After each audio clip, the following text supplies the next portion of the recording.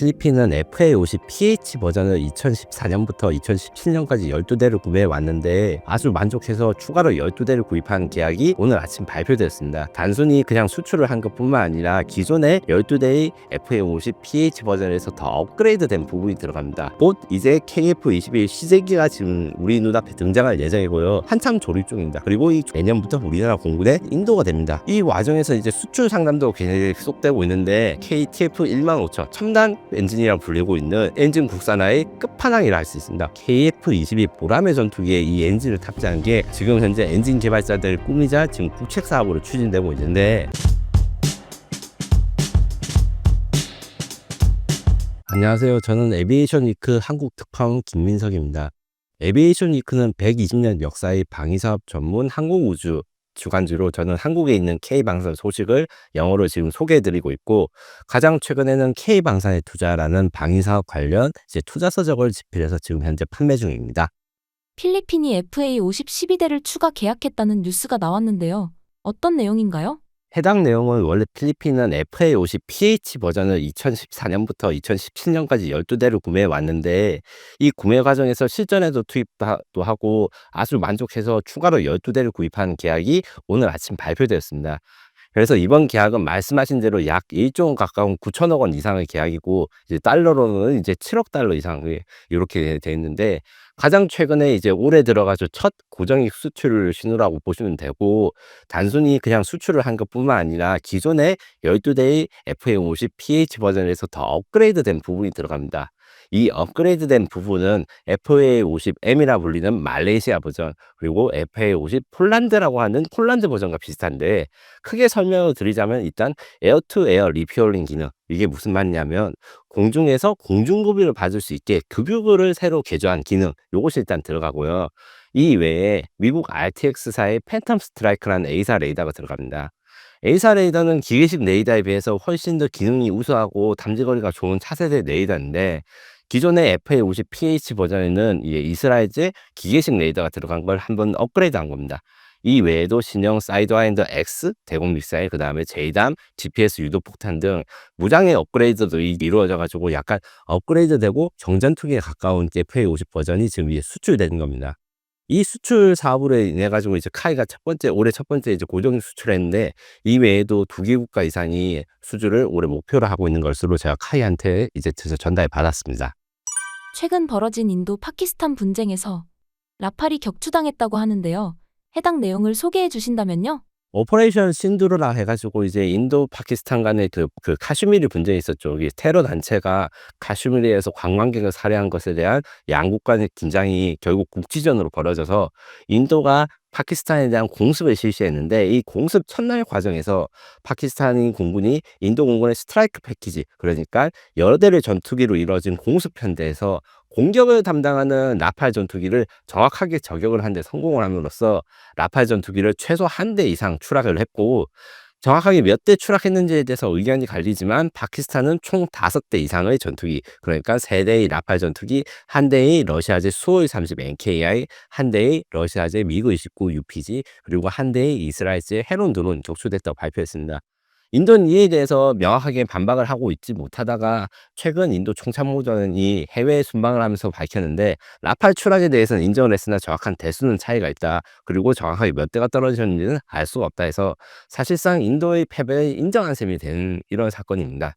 여기에서 지금 공대지 작전 중 피격했다, 이게 좀 중요한데, 원래 라팔 전투기 같은 경우에는 다목적 전투기라 해서 현대 전투기는 원래 이제 우리 지금 사용하고 있는 F-15K나 F-35 이전 세대는 나는 공중정만 할 거야, 이런 공대공 임무, 그 다음에 나는 지상공 임무만 할 거야, 공대지 임무, 이렇게 나눠져 있던 것을 필요할 때는 공대공, 필요할 때는 공대지, 이렇게 작전 때마다 이제 무장을 바꾸고 임무를 바꾸는 이제 그 스윙롤이라는 개념이 들어가고, 현재 라팔 전투기라든가 우리 KF-21 같은 경우에는 멀티롤, 한 가지 미션에 공대지, 공대공 임무를 다 하는 이런 것도 가능하게 되는데, 이번 사건에서는 라팔이 지상 공격 임무를 하기 위해서 장거리 스텔스 순항 미사일인 스칼프 리즈를 장착하고 비행을 했으나, 공중전을 생각하지 않고 있다가 이제 파키스탄의 치밀한 공격에 당해가지고 이렇게 추락된 것이다.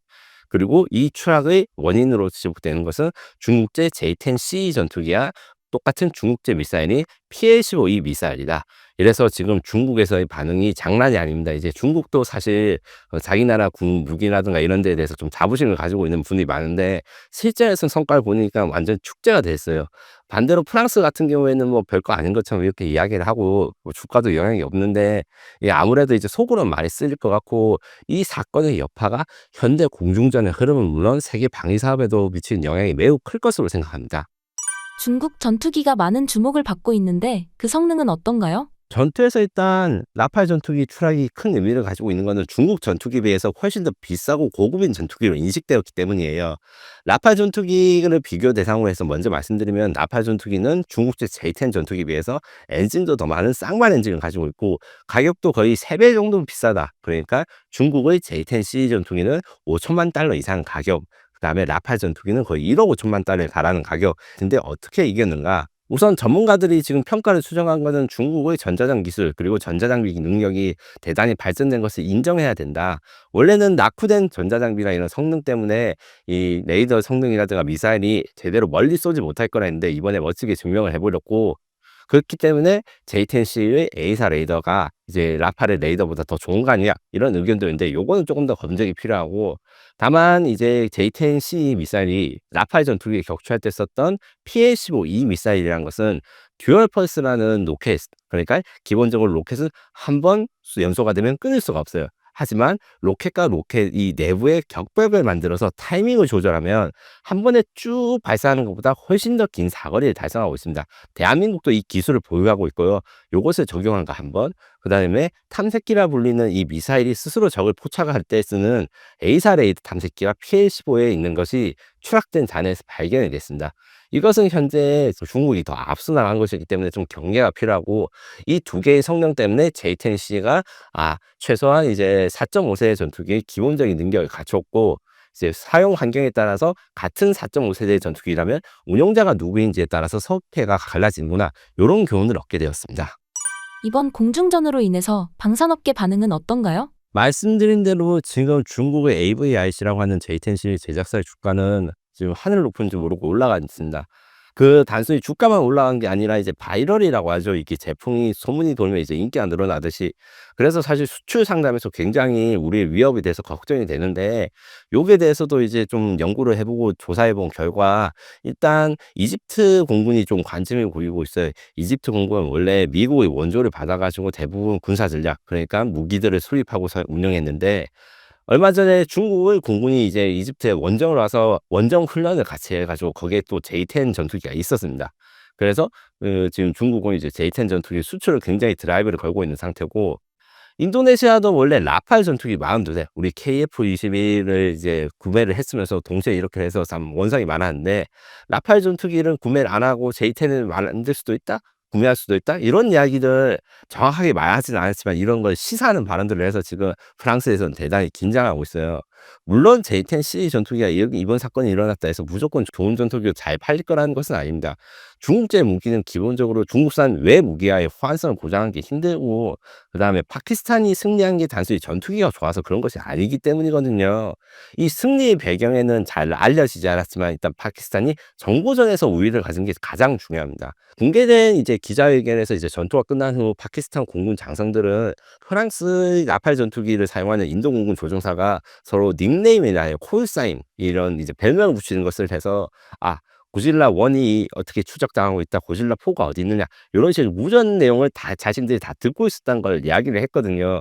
즉 파키스탄군은 이제 공격이 시작할 때 몇십 대의 비행기가 날아오는데 이 중에서 라팔 전투기가 무엇인지 바로 이게 식별이 가능했고, 이 식별이 가능했고 정보가 분류가 되니까 바로 먼 거리에서 바로 쏠 수 있었다. 이것은 단순히 이제 무기 체계의 성능이 아니라 이제 각 나라의 그 전쟁 준비, 그다음에 공중전에 대해서 준비, 정보전, 인지전 이런 데서 파키스탄군이 아주 큰 활약을 했다.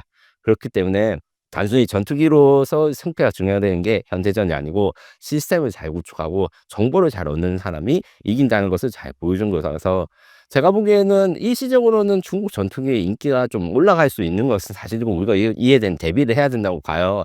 하지만 대한민국 무기의 장점이 가성비와 낫기 그리고 신뢰성, 요거에 대해서 운영을 하면서 이제 증명을 해나가면 이런 중국 전투기의 도전도 이겨낼 수 있을 것이라고 봅니다. KF-21 양산 1호기가 곧 나온다고 하는데요. 관련 상황을 전해주신다면요? 얼마 전에 최종 조립 행사라는 게 진행됐습니다.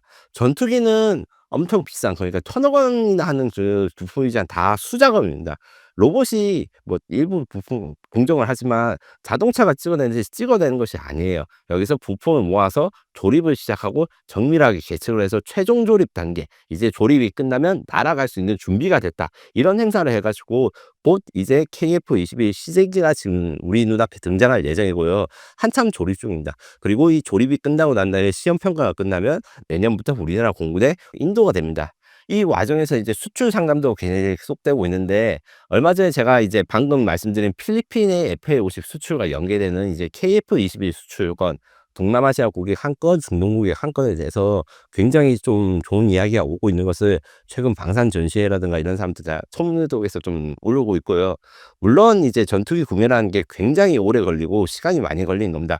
보통은 나오자마자 사는 경우는 잘 없어요. 대한민국의 방위 산업이 특별한 환경, 특별한 상황에 있기 때문에 이런 수출 상황이 벌어지는 것이라서, 이게 저 같은 전문가들이 맨날 이제 팔린다 팔린다 이래서 좀 실망하실 수도 있겠지만, 저희가 보는 단기 기준은 최소 2년에서 3년 안에 팔리는, 굉장히 많이 빨리 팔리는 것이다, 이렇게 말씀을 드리고, 라팔 전투기도 지금 현재 수출 시장에서 매우 성공적으로 알려져 있는데 첫 수출이 되기까지 10년이 걸렸거든요. 다만 우리 KF-21은 계속 저희가 이제 방송에서 말했던 가성비의 장점, 그 납기 문제, 그 다음에 쌍발 4.5세대 세미 스텔스 전투기로서의 그 장점을 잘 살려서 훨씬 더 빨리 첫 수출이 이루어질 거라고 확신을 하고, 외부 전문가들도 그렇게 평가를 하고 있습니다. KF-21 외에 최근 한국 기술로 만들어진 엔진이 주목받고 있다고 들었는데요. 어떤 엔진인가요? KTF 5500 엔진이 이제 곧 최종 조립을 앞두고 있고 시민들한테 선을 보일 건데, 여기에 대해서 설명을 드리자면 KTF라는 건 코리아 터보팬 엔진의 줄말이고, 5500이면 5500 파운드, 이제 항공기는 전부 다 야드 파운드 뭐 인치 요는 단위 있어가지고 추력이 파운드라 해서 5500 파운드를 출력을 내는 한국산 터보팬 엔진이다, 이렇게 말씀을 드릴 수 있습니다. 이것이 국내 최초의 장수명 항공기용 터보팬 엔진이라고 이야기하는데, 이 말이 무슨 뜻이냐? 우리나라는 지금까지 터보팬 엔진 계속 만들었어요. 만들었어 99%, 거의 100%라고 해도 마찬가지인데, 다 유도무기, 미사일에 쓰였습니다. 미사일의 특징은 뭐겠습니까? 일회용 사용이기 때문에 수명이 그렇게 길지 않아도 돼요. 재사용을 상상하지 않고 만들었기 때문에 기술력이 좀 낮고 쉽게 만들 수 있는데, 장수명 제트 엔진에 가면 이제 이게 굉장히 이야기가 달라집니다. 한번 쓰고 난 다음에 계속 쓰고 계속 비행을 할 때 고장이 없어야 되고, 신뢰성을 유지하는 게 굉장히 정밀하고 어려운, 최고의 어려운 기술인데, 여기에 대해서 우리가 처음으로 도전한 게 이 KTF 5500 엔진이고, 아무래도 처음 도전하다 보니까 우리나라의 첫 터보팬 제트 엔진을 사람이 탄 비행기보다는 이제 무인기에 먼저 적용할 예정입니다. 이것은 국방과학연구소와 대한항공이 지난 봄에 공개한 로어스라고 하는 무인 편대기에 곧 탑재될 예정인데, 이것은 쉽게 말해서 로얄 윙맨, 그 윙맨입니다. 윙맨. 내가 사람이 탄 유인 전투기를 충직하게 지켜주는 가디언의 역할을 하는 이런 무인 전투기에다가 우선 장착을 할 것이고, 요거에 대해서 지금 완성은 올해까지는 될 것 같고, 장착 후 비행은 올해는 좀 어렵고 내후년쯤에 이제 진행될 것 같은데, 제가 알기로는 이번 가을에 이루어지는 이제 서울 에어쇼 기간 동안에 실물이 공개될 수 있을 것입니다. 여기서 KTF 5500이 프로젝트의 끝이 아닌데, 여기서 또 엔진 추력을 더 크고 좋은 엔진으로 업그레이드하는 이런 계획들이 지금 로드맵이 세워져 있습니다. 그 다음 로드맵은 KTF 1만 파운드 엔진이고, 1만 파운드 엔진이 완성되고 난 다음에 KTF 15000, 이것이 바로 첨단 엔진이라고 불리고 있는 엔진 국산화의 끝판왕이라 할 수 있습니다. 왜 끝판왕이냐면, KTF 15000부터 시작해서 우리나라의 유인 비행기, 그러니까 KF-22 보라매 전투기에 이 엔진을 탑재한 게 지금 현재 엔진 개발자들 꿈이자 지금 국책 사업으로 추진되고 있는데, 이렇게 될 경우에는 우리 KF-22 전투기가 수출 금지, 그러니까 익스포트 라이센스에서 굉장히 자유로워져요. 잘 알려지지 않은 이야기지만, 무기를 수출할 때 항상 이 무기에 들어가는 핵심 부품들의 수입이나 공급이 굉장히 중요합니다. 수출길이 막히는 경우가 굉장히 있고, 요거를 막기 위해서 우리나라는 전체적으로 국산화를 하는데, 예를 들자면 K9 자주포가 잘 팔리고 있는데, K9 자주포에 들어가는 엔진이 독일산이기 때문에 특정 국가에 수출을 못하는 문제가 있었어요. 최근 그걸 해결하기 위해서 STX 엔진에서 국산 1000마력 디젤 엔진을 만들어서 지금 수출이 성공되는데, 똑같은 그 개념으로 우리 KF21에도 국산 엔진이 들어가면 우리 마음대로 수출을 할 수 있고 수출 제한을 받지 않고 자유롭게 수출할 수 있는 것을 가지게 되는 게 진정한 항공기 전투기 기술력을 가진 국가다, 이렇게 말씀드릴 수 있는 날이 앞으로 빠르면 10년 이렇게 옵니다.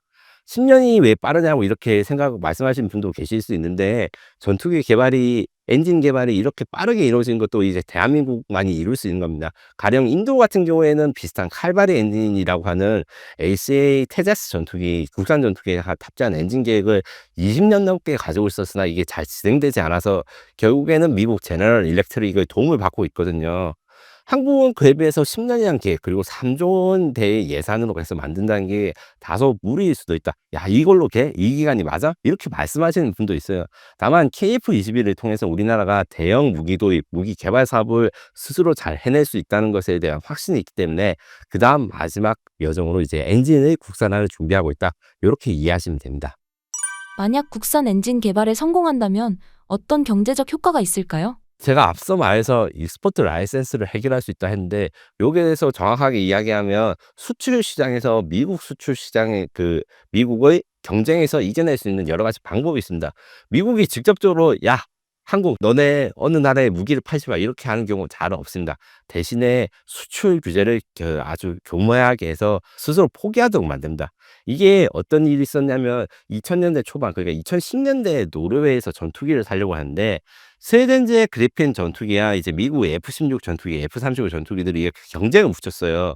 그런데 미국 정부가 노르웨이에 있는 대사관한테 가서 야, 우리는 스웨덴에 엔진을 안 팔 거니까 걱정 말고 세이지, 요런 외교 전문을 보냈다가 위키리크스 사태라고 있습니다.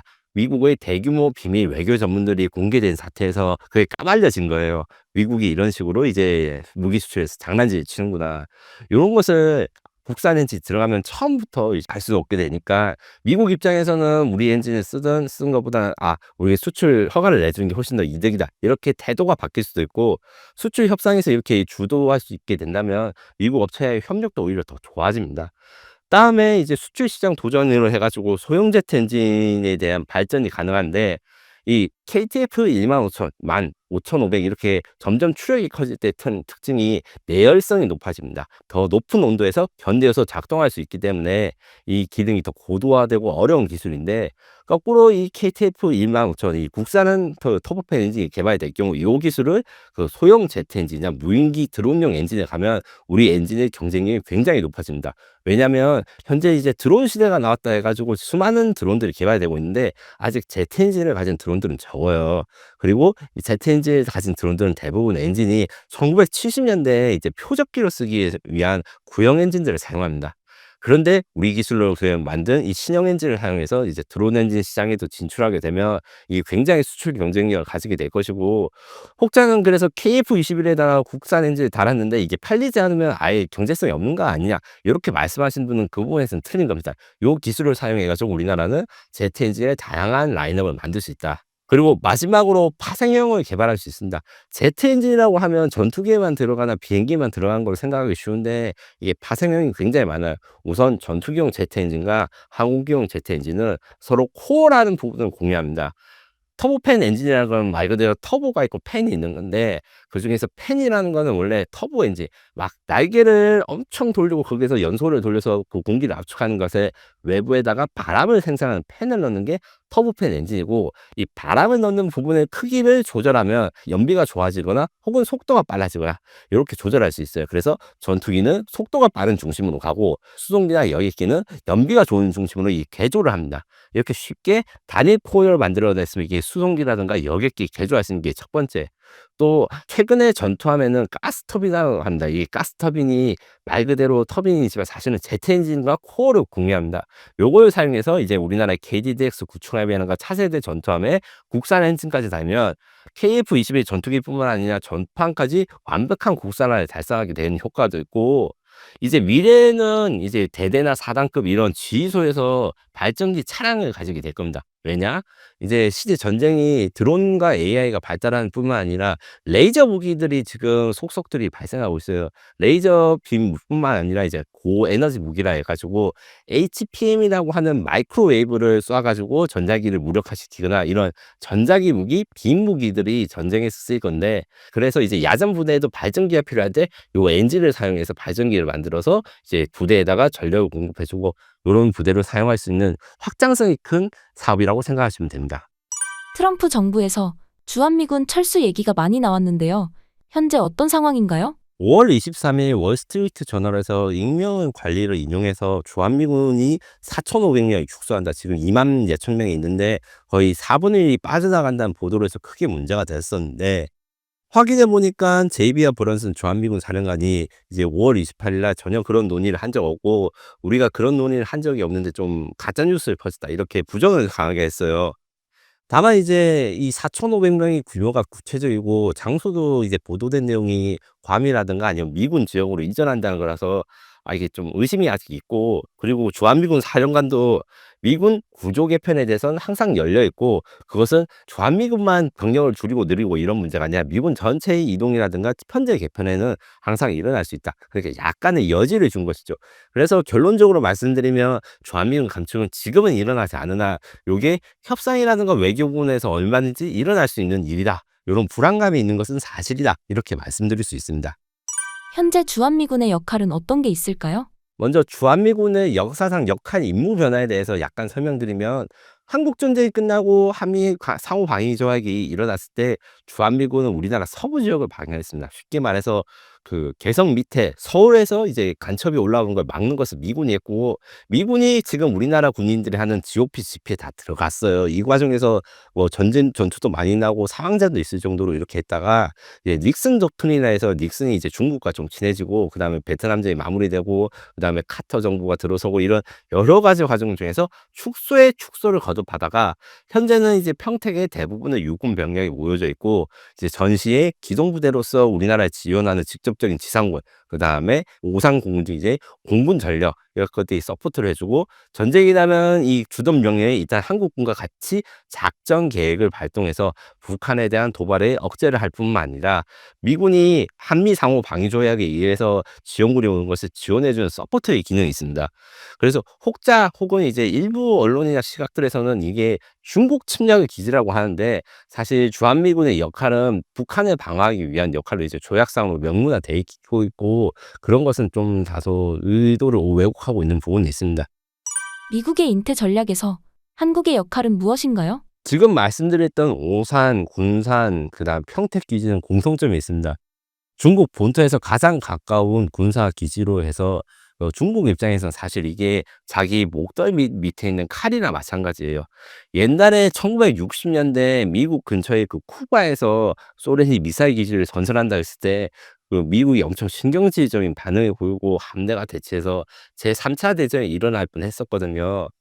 그런 걸 생각하면 본토 근처에 있는 군사기지라는 게 가진 의미, 가장 빨리 적을 타격할 수 있는, 기습 공격에 유리한 위치라는 것은 아주 중요한 위치인 건 사실입니다.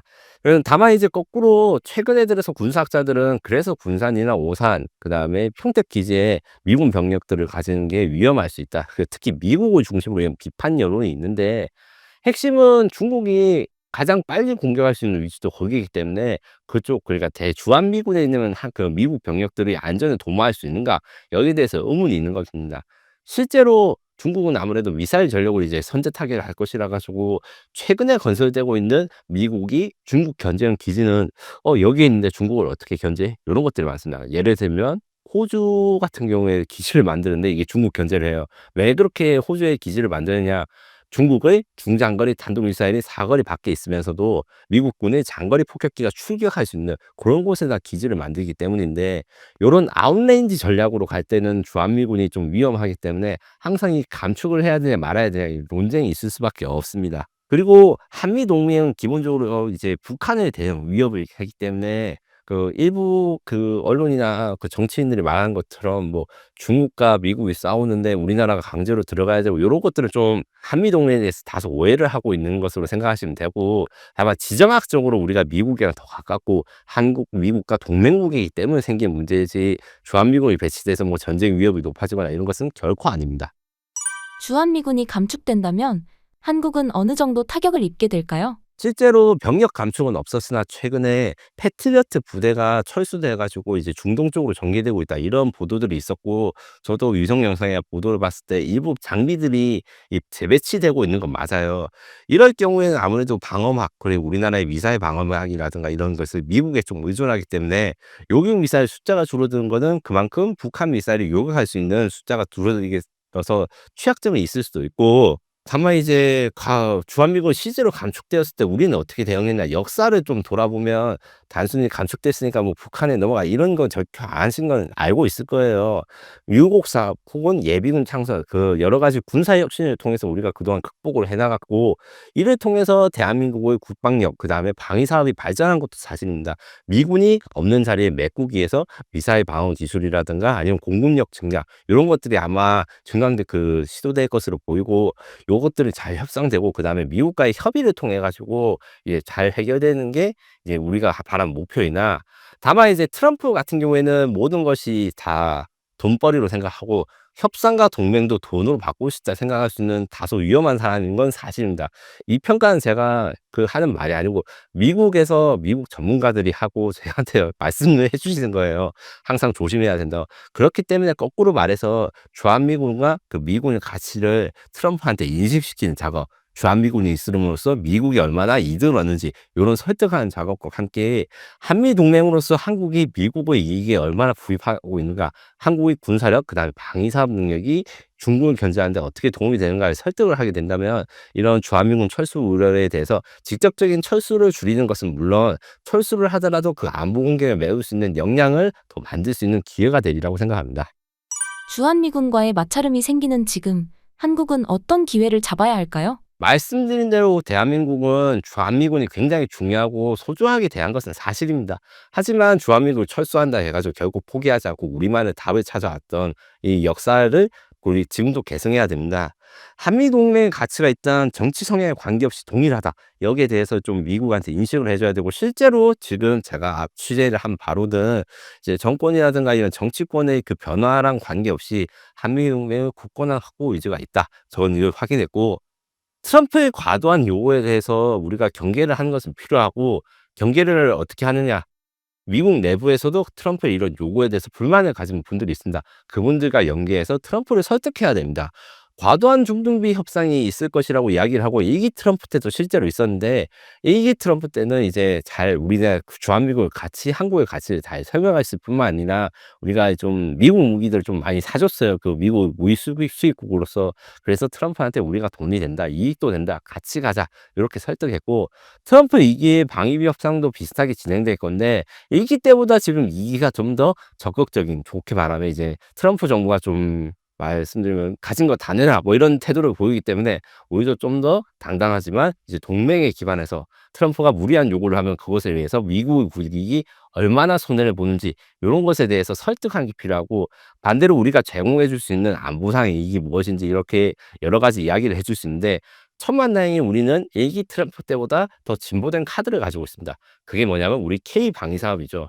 다들 MRO라든가 이런 사업, 이런 용어들에 대해서 좀 들어보셨을 건데, 트럼프 취임 첫날에 트럼프가 한국에 전화를 해서 조선업에 협력하고 싶다, 미국 해군을 재건하는데 항복이 필요하다, 이렇게 말씀드린 것이 기억날 것입니다. 이게 뭐 하나오션이나 HG 현대중공업한테 당장 무기를 사거나 배를 산다 이런 의미는 아닌데, 미국 조선업의 생산 능력이나 이런 걸 복구하기 위해서 우리가 도와줄 수도 있고, 그리고 미국 해군 함대를 유지하기 위한 MRO 사업에 우리가 많이 협력을 해서 이미 성과가 나오고 있는 사업입니다. 그래서 대한민국이 안전하고 한미동맹과 주한미군이 있을수록 이득이 된다.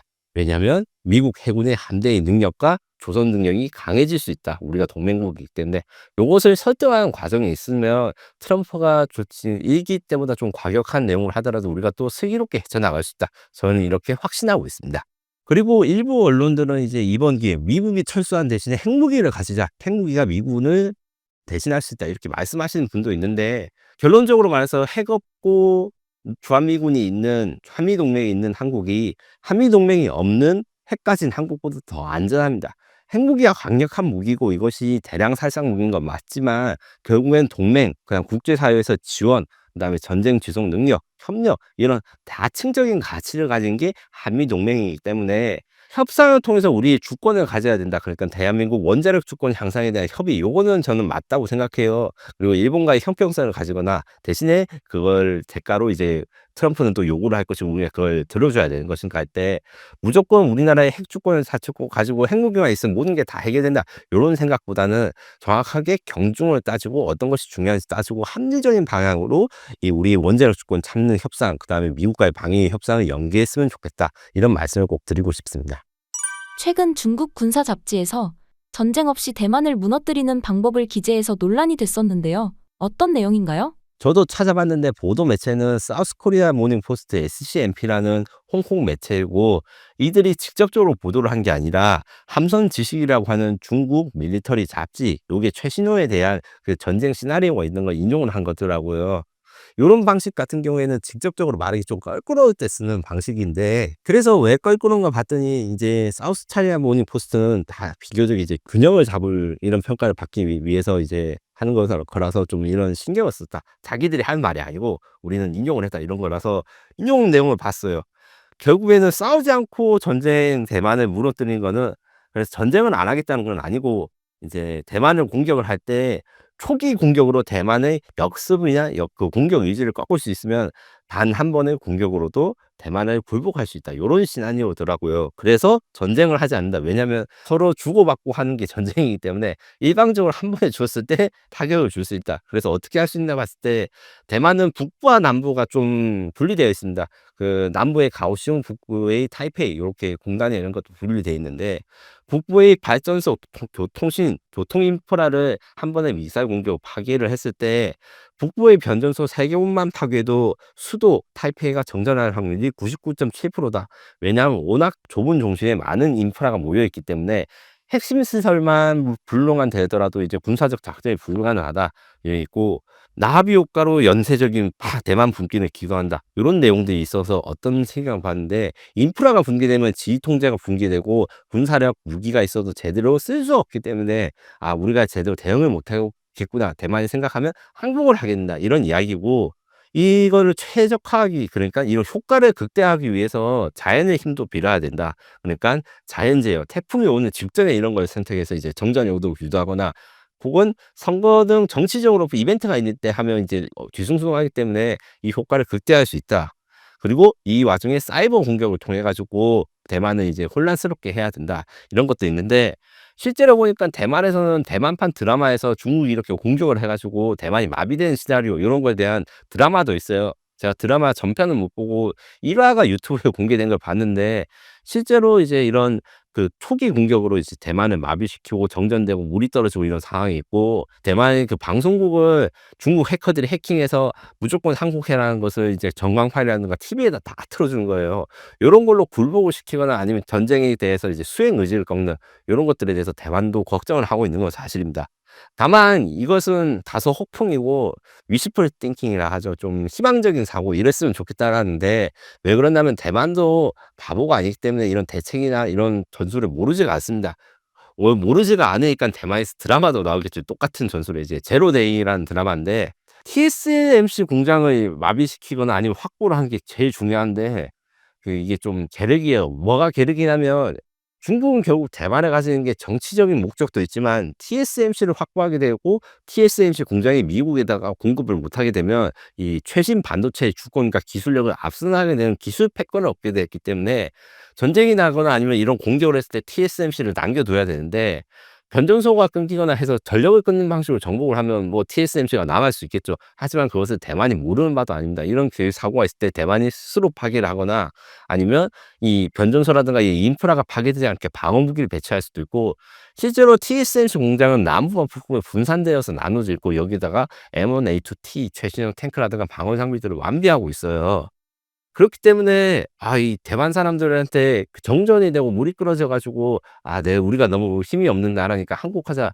이렇게 되기가 쉽지 않아요. 요런 것을 기대했던 전쟁 중에 하나가 처음에 2차 이라크 전쟁이지. 부시 전 때 일어났던 그 테러의 전쟁 이거랑 그다음에 최근에 일어났던 우크라이나 전쟁이었는데 2차 이라크 전쟁 때도 사실은 전쟁 전에 이제 전력 폭탄이나 이제 정전 폭탄으로 미국이 바그다드 시내를 전등을 시키고 막 돌진을 하고 이랬을 때 저항색들은 끝까지 있었고 우크라이나는 더 심했죠. 폭격이나 이런 거 있을 때 원래 러시아군의 계획으로는 이제 젤렌스키가 뭐 이틀 3일 만에 잡히거나 항복하고 이렇게 될 줄 알았는데 웬걸 오히려 더 항전 의지가 높아지고 국민들이 싸우겠다는 의지가 높아서 지금 장기전이 됐잖아요. 대만도 이렇게 될 가능성이 굉장히 높다.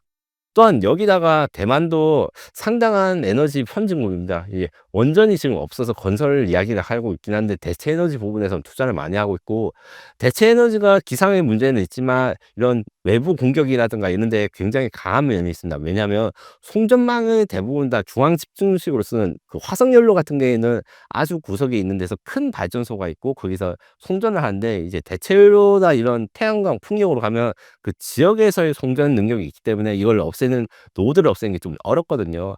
요런 것까지 있어서 이게 가능은 하고 위협은 느낄 수 있으나 실제로 실행되기는 어렵다. 요런 생각으로 가지시면 됩니다.